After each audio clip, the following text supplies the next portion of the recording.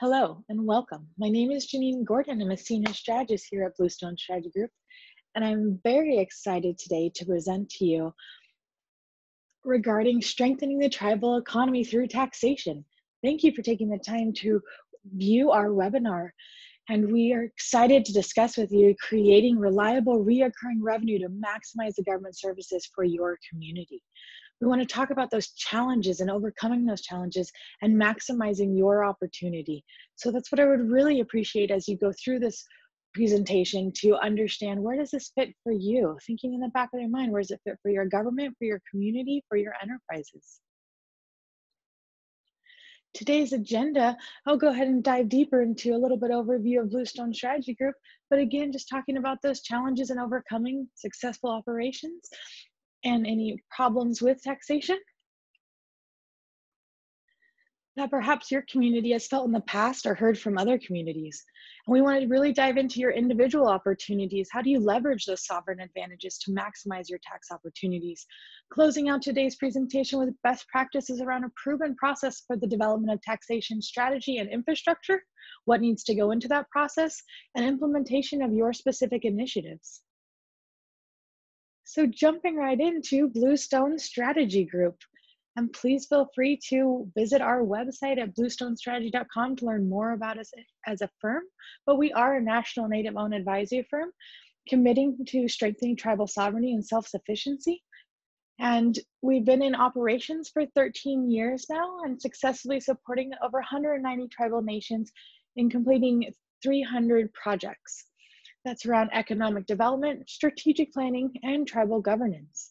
The way we manage our team is having a core team of leadership, management, and staff that work on a project basis to support our tribal clients, leaning back into our tribal advisors for support and ensuring each approach is unique and respectful of the tribal culture and sovereignty of that tribe. And we utilize subject matter experts on a project-by-project basis so that our clients feel they have the expertise needed only specific to that project, but they can always come back with additional work streams and support needed, and we'll bring that expertise needed to that specific project. We exist to provide tribal economic development and governance advisory services by promoting fiscal and economic independence and protecting tribal sovereignty and sustainability. So supporting tribal governments with that individual funding and how they support themselves to protect their community. Our vision is to become the advisor of choice for Indian country economic development support and tribal organizational planning. We work to provide a clear vision with a culturally sensitive approach for each of our unique projects, serving our unique tribes. So after that very brief background in Bluestone, and again, please feel free to go to our website at bluestonestrategy.com to learn more about testimonials of satisfied clients, to our full breadth of service offerings, to news and e-blasts about our current thought leadership and understanding of what's going on in Indian country today. Taxation is so critical because it is a low risk, high potential return opportunity. So this adds on to your existing revenue opportunities. And it is the nation's inherent authority to regulate the conduct of persons and activities within its territory and jurisdiction. And this is including control of economic activity within the boundaries, which includes things like taxation and jurisdiction and regulatory authority. So understanding your boundaries and the authority over that land and how you can utilize it to create those reliable revenues back to your community in forms of services and other ways of expanding your revenue generation. And we just want to highlight up front, this is not a threat to existing enterprises. We're going to talk today about that importance of the balance of your tribal economy and how it benefits itself and regenerates those revenues instead of depleting any volumes or harming any existing enterprises or future growth. It's more about executing your sovereignty and utilizing your sovereign advantages. Taxation has opportunity for all nations, but that opportunity varies, and we're going to talk about those advantages and why they vary. And just remember, consumers are already used to paying taxes for counties, cities, states, and the federal government. So this isn't a new concept, but more of a new concept for tribal governments. And we're going to talk today as well about educating the community to overcome that long-seated perspective that it's an inherent sovereign right not to tax. which it is. It is the inherent sovereign right not to tax or to tax. So we want to talk about how to maximize that opportunity and leverage all your resources and advantages to determine what your strategy is and what best works for your unique community.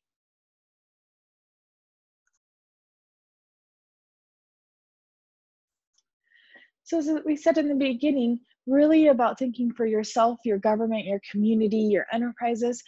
Well, there are 7 questions we believe as we talk over this tax area that we want you to start thinking about through this presentation and hopefully after. And of course, Bluestone and our team are here to discuss further how it specifically fits with your nation. But we at Bluestone really believe that taxes are necessary to sustain governmental services and programs. And those can be earmarked for distribution to the community, for services for the community, but also to be turned for capital reinvestment. So for example, it can be utilized to go back into your economic system and expand current and fund future economic development and diversification. So by thinking of how you can do that, how you can maximize these opportunities for yourself, let's quickly go over these 7 questions. So thinking right now, what do you currently have in place? Are you currently charging taxes? Do you have a tax ordinance that was built in past leaderships and it can be brought back up and utilized now? And in order to do that, we also really want to understand your current enterprises. Where do they stand? Are they healthy? Are there areas for improvement? How can we maximize by adding an additional revenue stream on top? And with every project Bluestone supports on, we really believe in ensuring community support. So question 3 is focused on, does your community support taxation? And if they do or if they don't, is that because you need further education on this process and benefits? What needs to be explained to the community to understand how this is going to benefit them, the services that they need, the services they've requested, or financial support, or how this is going to expand your tribal economy? Or we're looking at, can you expand your current tax opportunities? So again, focused on those nations that already have something in place, what can we grow? And if you are just starting out and you don't have something to grow yet with your tax base, that's okay. Let's start from the beginning and identify what are your sovereign advantages regarding taxation. Whether you're growing or beginning, what are those advantages? How can we leverage and protect so we maximize our sovereignty and self-sufficiency and self-governance? 6, how does taxation fit with our current long-term economic development strategy? It's essential, and we're going to talk in more detail around that economic development strategy, but it's essential to make sure that this taxation is an addition, not a burden. It's not about taking from your economic side to provide to your government side. It's about the cohesiveness of working together and that cyclical cycle of continuing revenue generation. And lastly, how does our economic structure maximize taxation? There are a few structures that can support additional growth and utilizing those advantages off reservation by extending that advantage. We'll talk a little bit more about those Section 17 or tribally chartered corporations. So with those questions in mind, thinking about that taxation is that additional reliable revenue stream for essential government services. At Bluestone, we've seen what works well is approximately 14 tribal opportunities that many communities have implemented step by step in a phased approach. Altogether, just depends on your specific advantages. And we'll get into these later on, but just highlighting as you look on the screen for those advantages, already thinking about, are those any of those opportunities fitting into my community? You already have the inherent advantage of not remitting taxes back to the federal government. And we understand that your relationship with your state varies not only by the state, but by the tribe. So you're also considering, what is my relationship with the state? And is that a positive? Is that an authority? How do we have to execute and assert our authority and our sovereignty? Or is there beneficial relationships? Just really analyzing that for yourself. But remembering that your tax opportunity is your sovereign right is to handle within your territory and jurisdiction. So that's your boundaries, your trust land. And as we said, your corporate structure, how is that affecting being able to execute tribal taxation on your lands?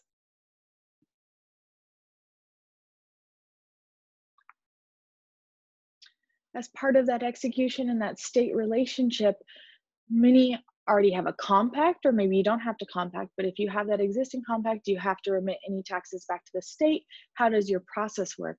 And what is that financial ability that might be left on the table, those revenues that might be left on the table? So just as one specific example, we look at a tribe that was doing over 4 million gallons of gas and diesel a year, and the state was getting paid about $849,000 annually, remitting back only about $84,000 back to the tribe.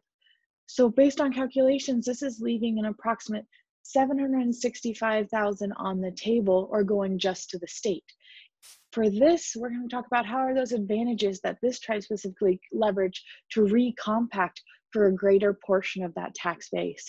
And remembering that tribal communities and tribal governments have significant impact from their economy on the local and regional economies. So with this tribe was able to renegotiate and go back in a compact process and analyze how can we make this more beneficial for the tribe and show our benefit by strengthening the resiliency of our nation and our community, and how that lessens the cost back to the state on services. So there's a mutual beneficial ability. So with that, let's jump right into those challenges. How do we overcome them?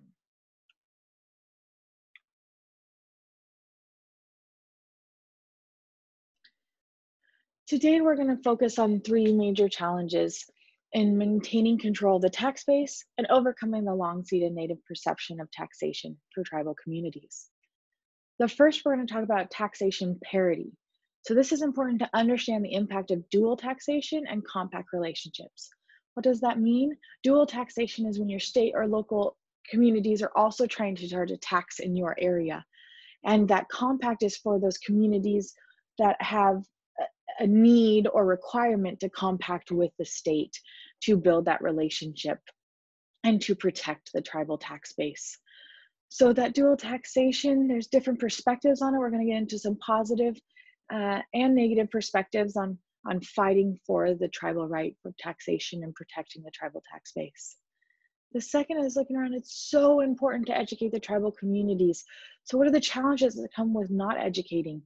And how do we overcome that by explaining the process and benefits? And we'll even dive into a little bit educating third party and potential relationships as well, being transparent and clear in your taxation process. 3 is that symbiotic relationship between business development and taxation. As we said, the goal is to increase your volume and your revenue generation by your enterprises while having an additional revenue back to the government, not having a negative relationship or negative impact on your current revenues.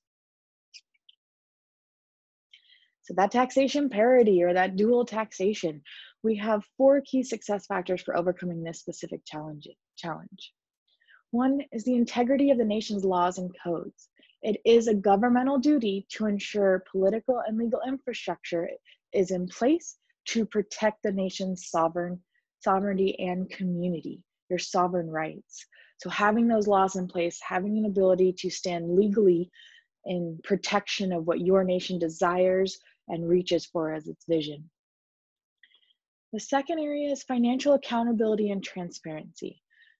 Nations are always stronger when they understand the financial health of their nation, where they stand, their ability to grow, their needs, and it increases that self-reliance and resiliency. And we want to talk also about how creating more funds internally within the tribal economy strengthens that resiliency and reduces dependency on external funds like federal funding or state funding opportunities.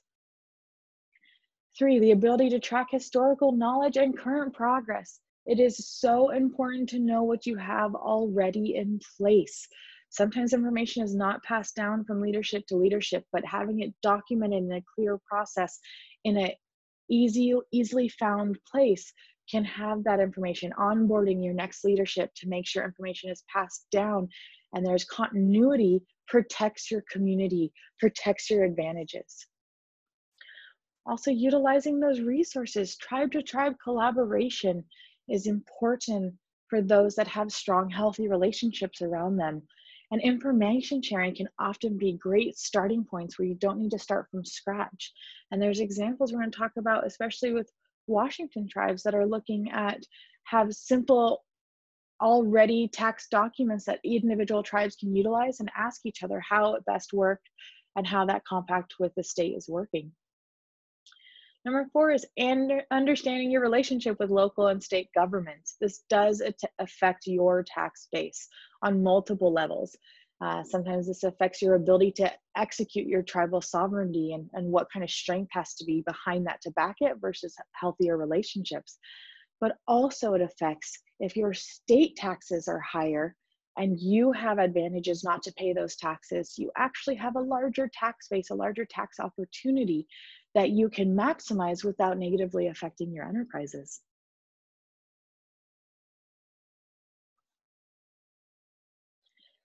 So on that tax parity, turning it around from a challenge to an opportunity is looking at it to those government tax compacts and those tribe to tribe relationships to maximize your specific advantages. And there is a win-loss perspective on this because there are many communities that feel it's a losing proposition when they're forced to collect state taxes. It does undermine the constitutional promise of respect for tribal sovereignty, and as well as tribes, if they decide to just go with the state and what they're told and they don't collect taxes, that negatively impacts the community. How are they funding their education, roads, their police and safety? You know, it's really important to say that self-resiliency. So understanding and knowing that there are organizations out there fighting for tribals' right on protecting that tribal sovereignty. We also want to talk about a win-win perspective and find creative ways to compacting. Remember that this taxation base is a mutual benefit and success to the tribal and local and state communities. So how can we look at it from all perspectives on a win-win and remembering that those advantages and opportunity vary for each community. So maybe there's some small rural communities that see a stronger benefit when they're sharing in the tax revenue. And how can we come about that creatively? You know, whether that's a limited land base or limited ability for retail operations or tourism or those additional economic revenue streams. So just bringing up for California tribes, there's California Gaming Compact, the original compact in 1999, Tribal State Compact. It created 2 separate funds, the Revenue Sharing Trust Fund that was put in place to provide funds for non-gaming tribes in California, and the Indian Gaming Special Distribution Fund. So this was to provide funding back to local and special districts that were impacted by tribal gaming, gambling addiction, and state regulatory costs. So this mutual beneficial compact was benefiting those tribes without gaming, or is benefiting those tribes without gaming, as well as making sure any negative impacts from gaming are being funded and supported for positive outcomes. So just an example of a gaming compact or a compact that allowed for mutual benefit of sharing of those revenues. And then there's other ends of the spectrum. So those tribes with strong ability to execute their sovereign advantages, sovereign rights, and just general sovereignty with respect to taxation. So we'd like to take the win-win perspective, but focus first on that creative compacting. How do we drive the relationship with the state through taxation? So there are some states that haven't or aren't willing to set compacting for shared revenues. They're protecting their base for taxes, but also negatively impacting tribes. So some tribes have decided to be more bold in this process and drive the response from the state. New Mexico's Pueblos specifically have implemented a model where they're pulling fuel outside of New Mexico and having it delivered directly to Pueblo lands, maximizing their opportunity through their sovereignty, whereas going directly onto those tribal lands and the state has no authority. So we're removing the New Mexico state fuel tax and increasing profit back to the tribes. So this hit New Mexico pretty hard because instead of getting 100% of that tax base, they're now getting 0. So once enough of those Pueblos follow this model, the state had to realize that it's better to get some than none. And so it was more willing to compact and make agreement. In today's tax world, New Mexico and New Mexico Pueblos have stronger and more stable relationships with taxation and mutual respect because those Pueblos were able to execute that sovereignty and remind the state of that authority. So you shake hand in that agreement, or you're forced as a state to make that agreement. So they're given mutual benefit and recognizing that positively, or tribes have that authority, can execute that authority through their sovereignty. And it looks like in California, with over 50 tribes bringing in fuel from another state and removing that California fuel tax, that potentially California will be in the same boat shortly to have to compact for those revenues that are coming in.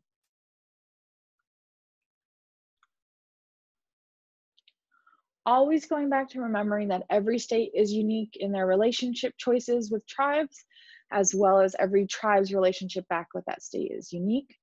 So we have examples from tribes with more difficult relationships in the Great Plains, that there was an agreement put through that the state enacted a law that said any trust land or lands put into trust after 1980 still had to pay taxes affected by the ability to execute sovereignty. So they built it in that if those lands were after 1980, now the state has still authority over that trust land with taxation. And for that specific example, it's important now that tribe has to be created and how it leverages that authority and relationship so that it can maximize its opportunities. So that's in the Great Plains region, and how maybe those relationships aren't as free and flowing and looking at that mutual benefit. So it has to come a little bit more with an aggressive stance, but also a respectful stance of the tribal authority. To states like Washington that have a little bit more progressive tax sharing relationship. So Chairman Ron Allen from Jamestown Snoqualmie Tribe, and also Bluestone Strategy Group advisor, was able to sit down with us and give us some feedback in a quote. And I'll give you a moment to read his full quote.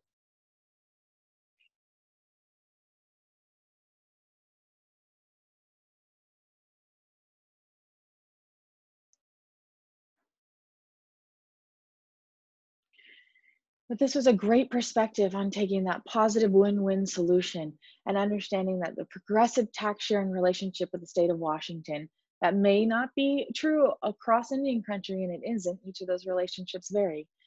But for him and his nation, he has seen great success in their compact negotiations. Um, this tribe is now able to keep 75% of the gasoline taxes and 100% of tribal sales tax and cigarette tobacco tax, and now just negotiating that they'll be able to receive 100% of the cannabis tax. With new laws, they're keeping 60% of the non-Indian business sales and use tax and 100% of the B&O taxes. And those B&O taxes, or business and occupation taxes, are something that are specific to Washington around gross receipt taxes, but each state or your tribe may have some other taxes as well. But for him, we can leverage our tax advantages to create initiatives to spur business development, strengthen our economy, and self-sufficiency.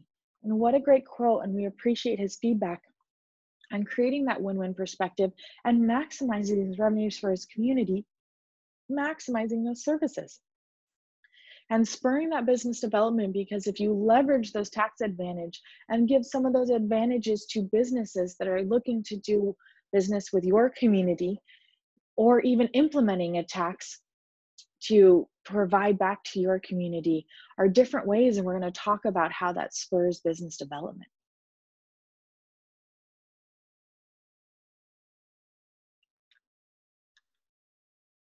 So as you're still thinking about how this relates to you and your nation, and that win-win perspective of how do I need to leverage our advantages and our power in that negotiation for compacting? Do I need it? What do we need to do? But looking at it from a progressive tax sharing relationship, we believe it recognizes legitimacy and respect for tribal and state government and providing for both communities.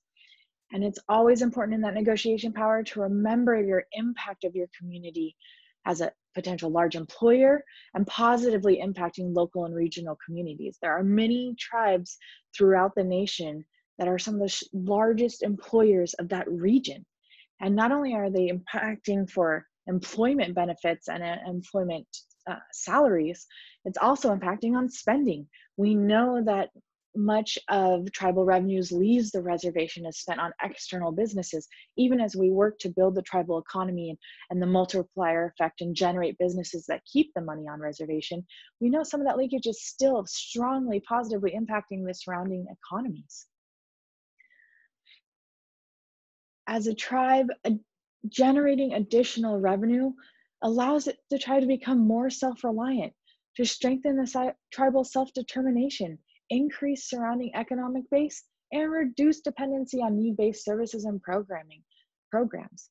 So when compacting with the state, all of these can be utilized as key points of how important it is to share in the tax base or benefit the tribe in keeping those revenues that are spent on their land, because those more reliant individual level community members reduces that dependency on services and costs for the state. So there's an expense reduction and a spending support. So definitely a lot of mutual benefit that is happening, and a lot coming from the tribal side to the state and regional areas. So we talked about some of those ways of coming over the tax parity or dual taxation and compacting, creative ways of doing that, and tribe to tribe relationships. Let's move into the importance of education. Educating and understanding that this is tribal nations' inherent sovereign authority in maximizing your tax strategy.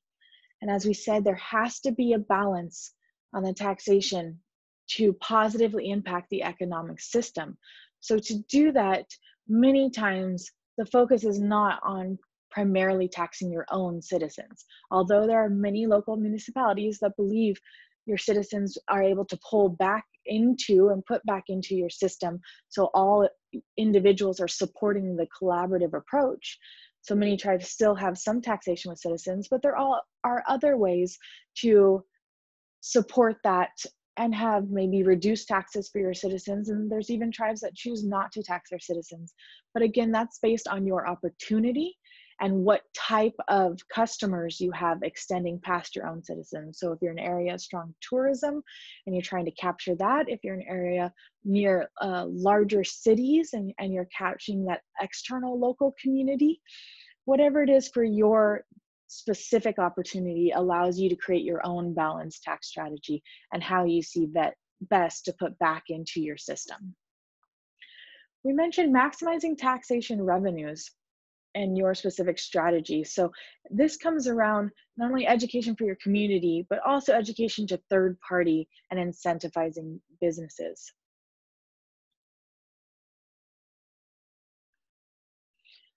There's a two-part with this process. You can incentivize businesses by reducing those taxes from the tribal side, and since you're not paying the federal taxes, or perhaps you're not paying the state either, then you can utilize that advantage and incentivize business, say you only need to pay half of the taxes or minimal taxes, so that you're really encouraging businesses come to your reservation and partner with you or educate you on that process, or however you'd like to do a passive or active investment with that process. Then there's also the side of it that as you have existing businesses, how do you add additional revenue back to the tribe? So we have a tribe that we served in the Midwest region that looked at their oil leases and how those leases were impacting their nation. There was very minimal revenues coming back from those leases, but those companies were definitely making huge profits off of tribal land. So this tribe in the Midwest was able to implement a lease tax on its oil and gas land leases, which created an immediate revenue back to the tribal government. And again, creating that balance with your enterprises, not overdoing it or not running off your existing partnerships, but enough to say part of what we want in our overall economic strategy is to ensure those revenues come back in a positive way to our community, and educating that third party of why you're doing it, why you implemented it to support the community, and hoping that strength of that relationship, they understand they're here to benefit your community as well. That's why you partnered. So the added benefit of that is once those taxes are in place, potential new business partners or investors have a clear understanding of your future relationship. So they know there's going to be a tax in place and they know why.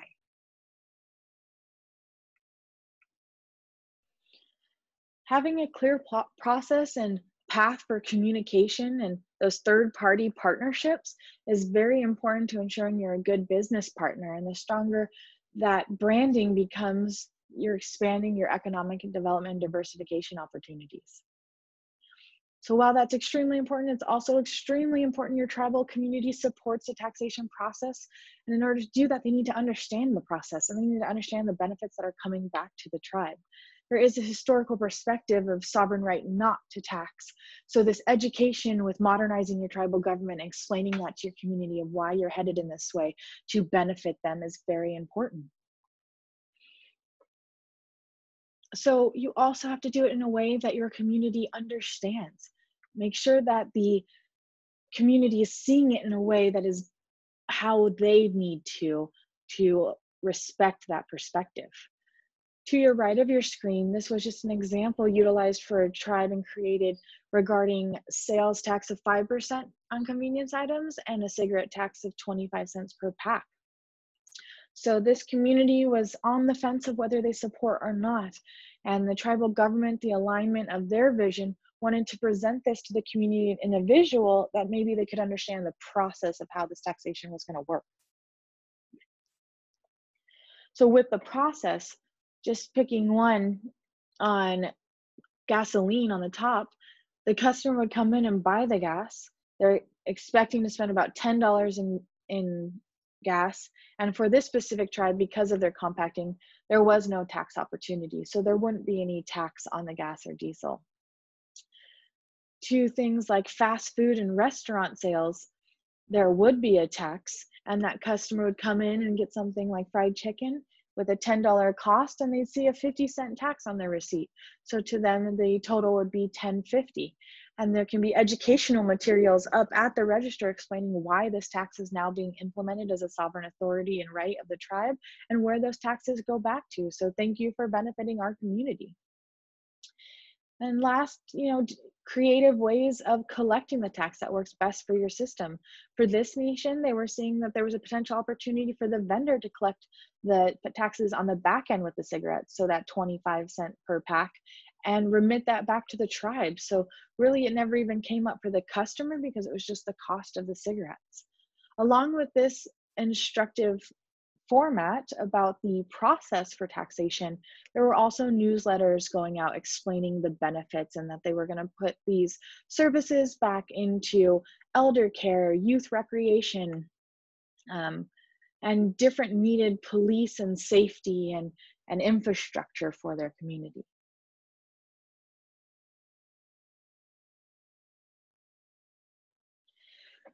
So moving on from education to that symbiotic relationship, understanding that there has to be that key between business development and taxation, because taxation is a key mechanism for a stable tribal economy. It supports your economic strategy, a strategy that has a balance between tax and economic development and strategic planning for the future. In building a tribal economy, it's important to have your long-term vision laid out and see where everything fits into that to avoid the development of silo initiatives or businesses, and strengthen your ability to keep your money within your reservation. At Bluestone, we identify the tribal economy as 4 quadrant areas. One, your primary revenue driver. For many communities, that's gaming, even convenience stores, or their natural resources. What is your primary area for bringing in revenue? And then you have economic development. So those opportunities and products and services that complement your primary revenue driver, creating additional revenues and creating tribal jobs. The third quadrant is moving into diversification. So how do we do on and off reservation and investment, not having your eggs all in one basket for your primary revenue driver, but having that diversification in a stable economy decreases dependence on external funding and increases independence and ability for self-governance. New businesses and increasing efficiency, so this expansion opportunity. And recognizing the 4th quadrant is important because often though this is not revenue generating, it is an expense center for your economy. And it's important still for those community projects, those social services, the public safety, cultural advancement, housing and infrastructure, those service needs that perhaps taxation can become part of the solution.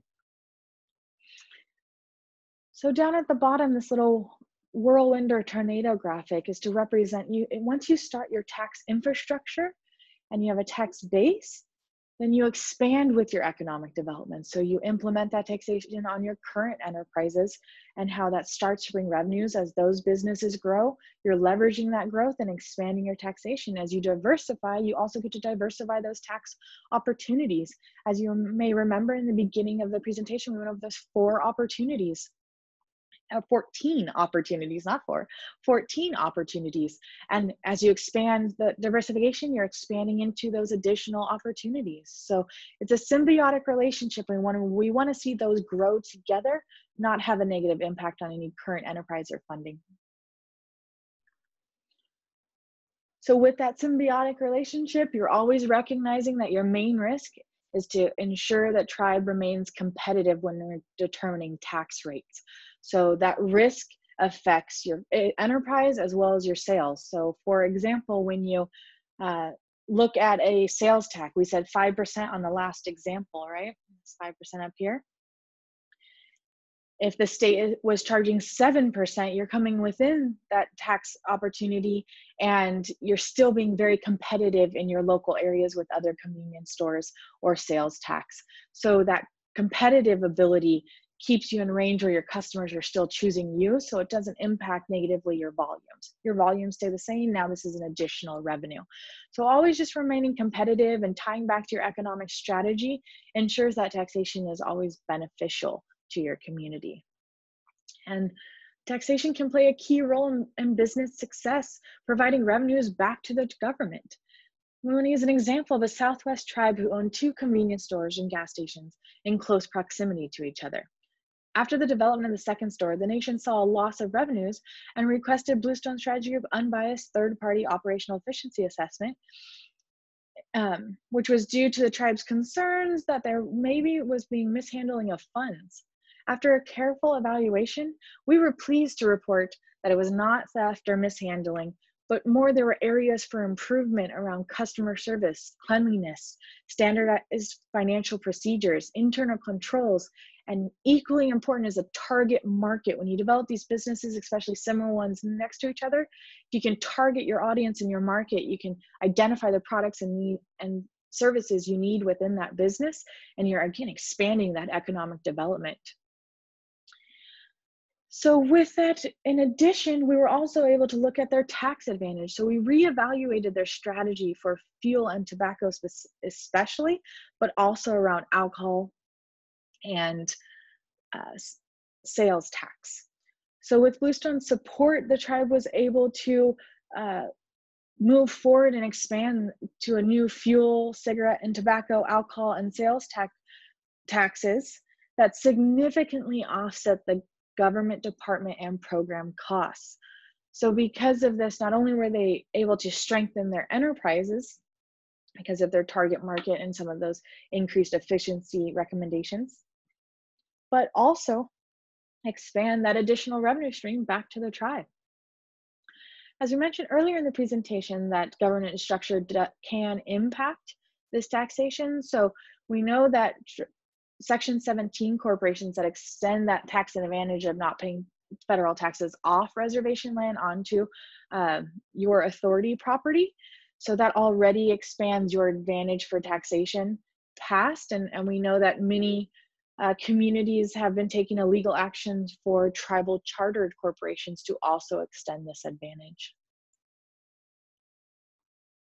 So just thinking about your structure, how does it fit? How do you govern your economic development? Is it separate from tribal governance with strong communication? Is it one in line so that council is your ultimate authority? Just think about how you need that structure, and then it goes to your strategic economic plan, and then included in that is a balanced tax strategy.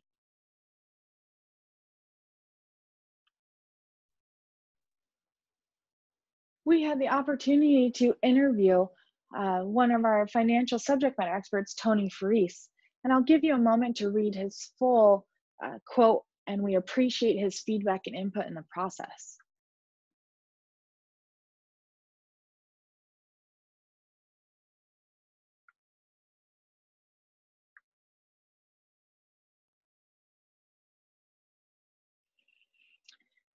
In highlighting some key important information from his thoughts, is that an effective tax policy makes a clear transparency and visibility to the taxpayer before a tax is implemented.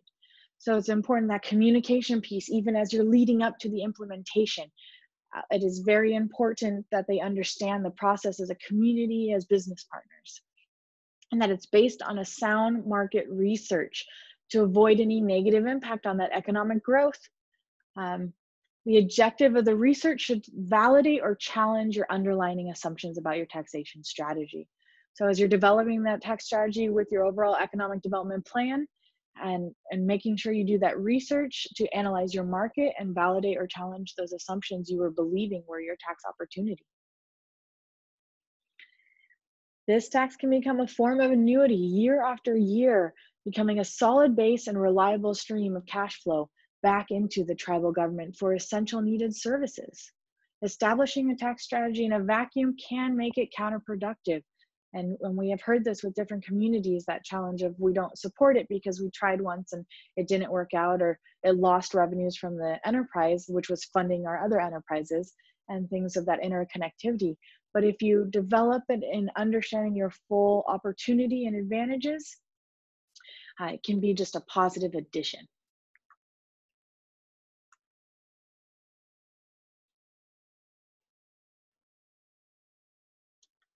Now is the time to leverage your sovereign advantage of taxation to create a reoccurring revenue base, providing a reliable source of funding to maximize services to your tribal members through a strong, stable economy, an interconnected economy that protects tribal revenues, tries to maximize how often it stays within the reservation, and support those community needs for long-term planning. The power to tax transactions occurring on trust lands and significantly involving a tribe or its members is a fundamental attribute of sovereignty built into the tribal sovereign right. We spoke on those successful paths to overcoming those key challenges we've seen in maintaining your tax base. Now let's really dive into those taxation opportunities. Each nation requires a unique taxation strategy tied to their economic development strategic direction. Best practices show that having a developed tax infrastructure supports long-term financial and services growth. So again, remembering the uniqueness of your nation with your relationships, your past, and how you moved into taxation, and tying that to your current vision and strategy for economic development moving forward. And also knowing that every space is a good space to start or grow your tax base. Your opportunity is impacted by various areas we're going to go over today, but also remembering that it's unique to where your stage of growth as well. So if you're at a point where you're already into economic development and you're expanding your diversification, maybe you're going to see immediate returns from your tax implementation. Others, it's always a good idea to start with that infrastructure, have it in place as your economy grows.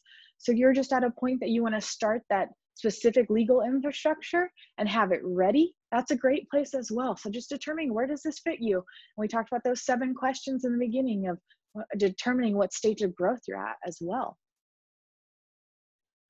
So let's talk more on the process of this taxation in creating annuity and a reliable income stream and source of cash flow back to that tribal government.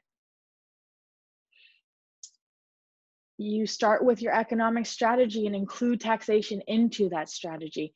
If you don't have an economic strategy, we highly suggest you start with that economic development planning process, but you can also begin with taxation infrastructure, so your legal documents and getting that resolution passed. But we really think it's important to have your strategy in place for your overall economic vision as well.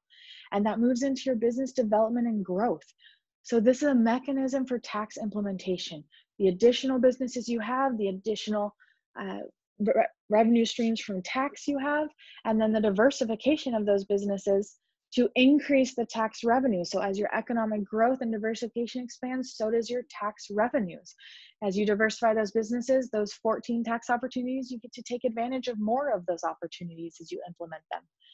And as those increase, a cyclical cycle of increasing, now it increases into your community benefits, and you can expand your services on an individual independence of your community. So how does that work? You're going to put it into services. You can put it in however you like to provide those revenues back to your community. And then that cyclical cycle, does that tie back into your overall tribal economy and your overall economic strategy? And as it expands, this is that side annuity that continues back to the tribe and grows as you're focusing on your economic growth. Reminding yourself of your authority and the power you have from your sovereignty and how that can go into your negotiating power. We have an example of a tribe levying a tax to increase their tribal revenues. Leveraging tribal sovereignty negotiations can be a strong driver for tax revenues, especially if a vendor is unwilling to negotiate. So this tribe was able to utilize Bluestone support and do exactly that. They first attempted in their positive relationship with their current vendors to renegotiate an existing fuel contract that had minimal benefit for the tribe as it stood. And that supplier decided to refuse. They said, you have a contract and this is how it stands. The tribe said, fine, we will leverage our sovereign authority. We will implement our fuel tax and our right.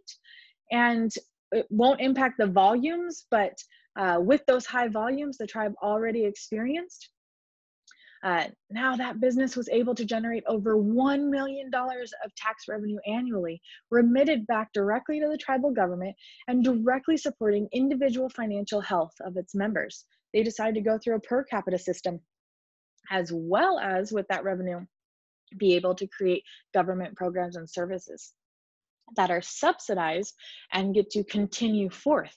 What we've seen is many communities that created programs and services based on strictly grant funding, when those grants run out, then it also negatively impacts the ability to continue forward for that program, and they become stagnant or 100% completely funded within the tribal government. So with those self-funding strategies like taxation, it increases the stability of those programs as well. Part of developing your economic taxation strategy is to look at your advantages and or challenges. We have 6 laid out on the screen here. We're going to go over each and want you to really think, how do these resonate with you and your community? How does that fit? So the first being your state taxation rates. Understanding what is the state currently charging, what is your compact if needed. Your existing compact is number 2. If you don't need a compact, what is your advantage with that taxation rate? Is it higher in your state and you have a higher opportunity because of that taxation? Is it lower already, so you have to really maximize the other advantages? So as already mentioned, kind of number 2 is that existing compact. Important to understand where your current agreements are and what your opportunity for negotiation is. Location impacts, because for taxes, those 14 tax opportunities, where they lie for you. So proximity to metropolitan areas or tourism potential can expand your taxation base as well, and that'll impact how you want to do your tax strategy. Land size is important. What areas do you have available for economic development? What areas do you have within economic development for land leasing, retail, entertainment, lodging? All of these have different tax opportunities to expand. And also your land size sometimes impacts your community's desire to mix its cultural branding with its retail operations, or keeping it separate so that your external shopping and tourist customers aren't coming within your reservation area, your community housing areas. Physical infrastructure, including roads, water, wastewater, telecommunication, and broadband capacity. This is important because it's a cost center. It's going to be important to know how much it costs to get that infrastructure there, to build new businesses or expand existing businesses, and where that tax may be utilized. And then natural resources, so your ability to leverage natural resources for economic uses. We mentioned earlier about those oil and gas taxes and how that impacts. So it becomes a conservation and protection as well as revenue back to your community for services. So now that you are thinking about your advantages and challenges that go into your potential tax opportunities, as we've seen this page before, highlighting, we've seen the first 5 taxes as the most consistent and consistently implemented taxes. So sales or transaction privilege tax, cigarette and tobacco tax, fuel, leasing, and liquor are the 5 that we've seen in different arenas and utilized for those opportunities. So just taking a moment on this slide again of looking at all those advantages, how do they fit with you? We know hemp is an up and coming process for many tribes. Maybe you already have hospitality. Are you charging lodging tax that goes back to your community?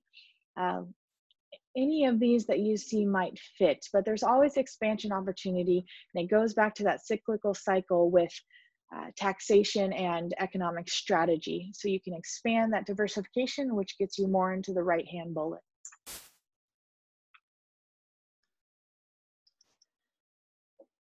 It is always a good time to invest in your infrastructure. So when we speak about best practices, and we're going to talk more about that specific process for taxation strategy and infrastructure development and implementation. But when Chairman Allen stated, it is always a good investment to continue to build your tribal governmental, legal, and political infrastructure to ensure your house is in order. If you don't have a strong tribal laws and codes in place, backed by clear procedures for legal recourse, your nation won't be ready to attract investors and investment. Having the documented infrastructure in place adds to the ability to incentivize, which grows economic interest, supporting financial stability for the tribe, securing tribal authority and protection of sovereignty. So as we said, whether you already have economic development spurred or you're large economic and diversification entities and governance, or if you're just starting out and you'd like to set up your tax infrastructure and have it ready, having things in place allows for a smooth transition in the future, as well as supports that consistency throughout the leadership change. Let's go ahead and jump into the 5 key areas to successful taxation. So from Bluestone experience in supporting multiple tribes and developing their tax strategy, infrastructure, and implementing specific initiatives, we've seen that these 5 key areas can be completed in approximately 4 months to develop your infrastructure. So taxation strategy, tribal code, policies and procedures, functional system support, and education. Let's dive into these 5 key areas. And again, thinking how this fits and what stage you're at as a nation. Your tax strategy. Determine that tax strategy by reviewing and aligning with your overall economic development plan. If you're at the initial economic development planning stages, or if you'd like to update and dust off some previous economic strategic plans, of course, Bluestone can support with that, or your team individually, if you have those resources to support you in that facilitation. It's always important to step out of your daily governance roles and go to your visioning responsibilities and set together and align and get that community feedback as you move forward. So your tax strategy, moving into your tribal code, enacting a tribal taxation law or code through the development and passing of a tribal ordinance and charter. Thinking about your own unique nation, maybe your process is individualized, but in general, we see that developing the documentation of an ordinance and charter goes through a resolution process with community to enact it into a code or law. And as Chairman Allen said, having those in place strengthens your nation's ability to self-govern, along with all those other benefits. Policies and procedures. Develop and implement a standardized, clear processes for tax collection, administrative processes, tracking, very important, reporting, and payment back to the tribal government. So again, knowing your financial accountability and transparency, you're tracking these funds to ensure that you know what revenues you're bringing in through a taxation, how you're spending it, and how that's benefiting your community. Functional system support. Ensure to implement a functional system, usually a point of sale system, regarding the sales subject to taxation and collection, and then also making sure that ties into your back office accounting. The more automated processes you can create, the smoother and easier your taxation process is. And already we look at the taxation process does not need a huge amount of upfront investment in additional resources. Oftentimes tribes already have within their Treasury Department enough skills and strength to implement this, and we're going to go through that implementation process today. But usually it's not a huge financial burden, and there's always ways to build it out, and you can find third-party support such as Bluestone to do that. And then if you would like to create new positions or you feel the need for additional resources, we'll talk about a couple of those positions that you might feel are needed. Lastly, that fifth key area is education, education, education. Educate your staff, those third parties and community. As Chairman Allen said, you want to build the ability to incentivize and attract those investors and investments. So having a clear process allows you to be a strong business partner, and it allows your taxation process to go smoothly so everyone understands why you're charging it and where's it going.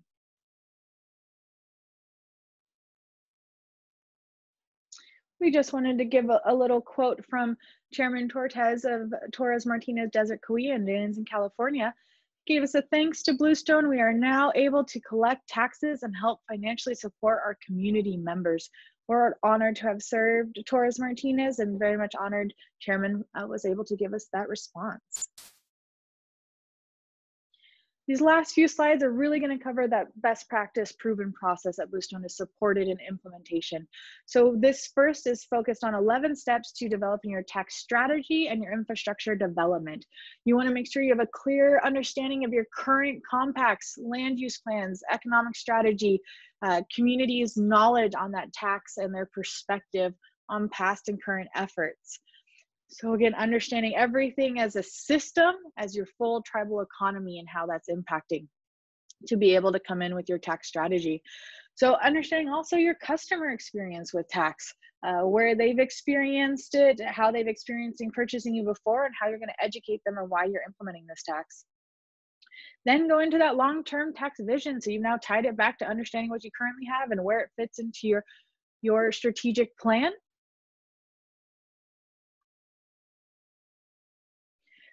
So with that vision set in place and it's tied to your current plan, you can start talking about those tax opportunities. Where do they lie? What specific tax revenues do you think you can go after with your existing economic development? And then we can identify those specific tax rates. Remember that only high risk within taxation is remaining competitive. So those tax rates should remain competitive to your advantages and compared to other tribes, and especially your market area, your local and state region. Now you start to initially develop that tax strategy and ensure tribal councils aligned in the expectation, the vision, and the messaging of how you like to move into educating and getting feedback from your tribal community. Bluestone strongly supports the idea of ensuring your councils align before going to the community. It's a much stronger process to be able to move your vision forward.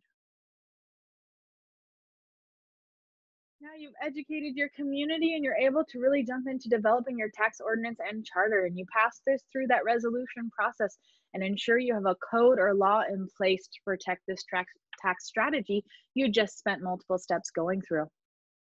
Jumping into ensuring you have developed those supporting policies and procedures. So documenting to ensure your enterprise and government accounting are clear on their roles and responsibilities. You've established a tax section if you feel necessary. And as I said, it's usually a low cost infrastructure need to develop this tax strategy and the legal infrastructure. So do you need any additional key positions? Often we see the need for a tax manager and a tax administrator. So you want to analyze, is that something you're going to need, or is it something within your current skill sets? And in just ensuring through your process that you are fiscally accountable. You have communication protocols and a process for managing the collection and cash of that taxation, and any other processes that come in your general manuals, anything that needs to be updated specifically for taxation. And then we do suggest developing a separate chart of accounts. This is just a general ledger of accounts specific for taxation. It ensures that fiscal accountability and that financial transparency with taxation. 10 is identifying that software. So do enterprises maybe need to capture and record an account back to the tribal tax, those automated systems that increase efficiency and reduce any labor needs. You end out that infrastructure of what we suggest with creating a section on a tribe's website regarding taxation. This goes to good partnership, external education, and really having a clear process that stays consistent.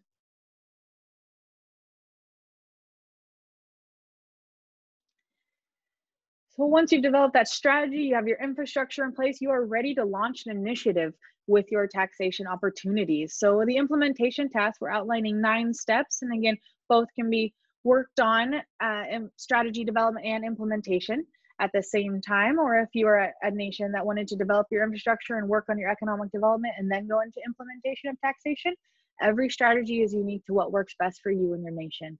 So with implementation, we highly suggest developing a tax implementation calendar to ensure your leadership, executive staff, and administrative staff are all on the same page.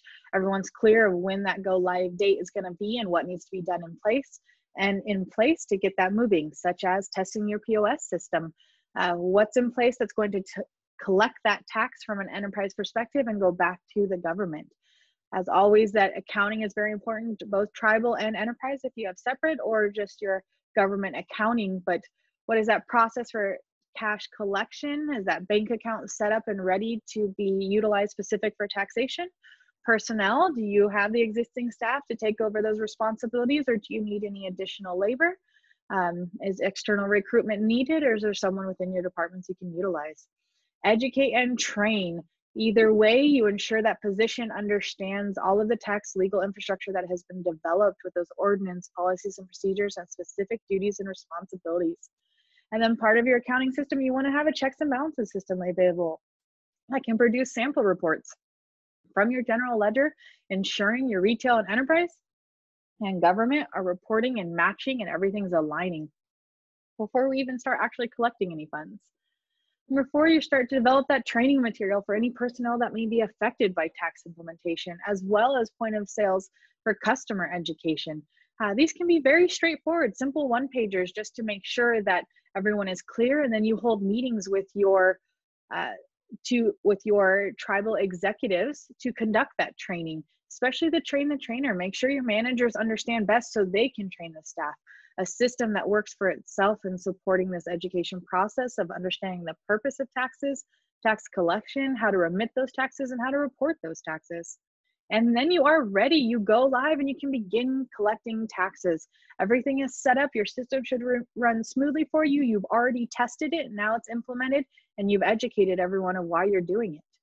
And then you keep keeping tribal community informed, maintain that website, use informational tools where the community and potential business and existing business partners are informed. And lastly, very important still, is to ensure organization of all your documented processes. Create those onboarding procedures for new leaders to ensure the knowledge is passed through leadership changeover, consistency with your nation, strengthening your governance process, now strengthening your tribal economy, and strengthening your self-governance abilities to protect and execute your tribal sovereignty. So what we suggest as next steps, just simplifying it, is to ensure that taxation is part of your economic development strategy. So to ensure you have an economic development strategy and taxation is part of that. You identified your advantages we spoke about, those opportunities. You were hit up front in planning for any challenges that might come your way and how to overcome those. Then you determine that tax strategy. So how is it going to fit into your economic strategy, and what is your vision for taxation and usage? And then you're ready to set up that tax infrastructure, those 11 steps we spoke about, to get you rolling into potential implementation. Well, thank you so much for your time. We are honored that you felt Bluestone as a trusted resource and reviewed this webinar, and we really hope it was able to impact your vision and your process, and we stand ready to have any further communication or support.